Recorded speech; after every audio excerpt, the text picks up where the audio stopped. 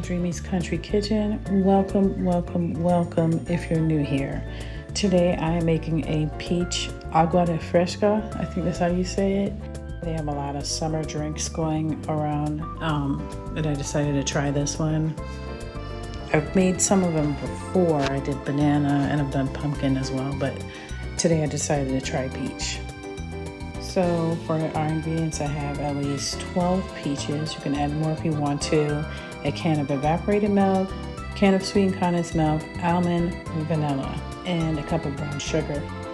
So I'm going to start off by adding that cup of brown sugar into a saute pan because I'm going to add my cut up peaches into the pan and stew them down.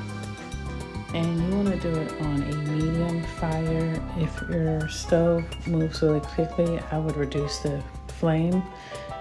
And you want to stew them down until they're soft. So they're starting to soften up, and this is how they are looking, but they need to go on for a little bit more in order to get it to the texture that I'd like.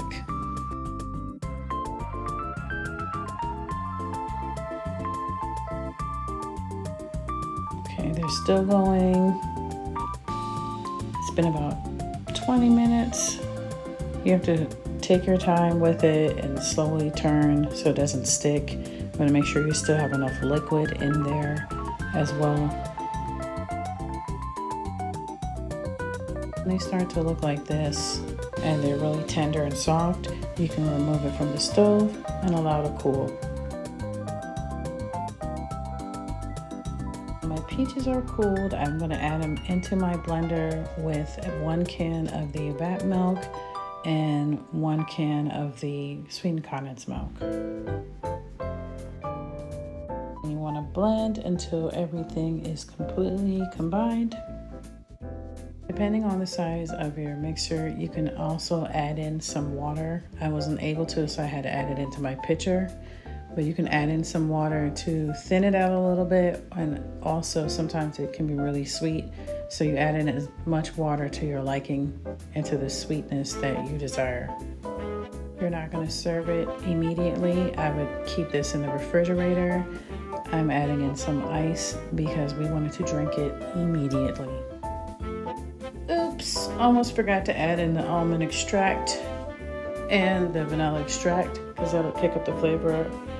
You can skip the almond extract if you'd like. I just wanted to try it this time with it. I probably will make this drink again and not add it.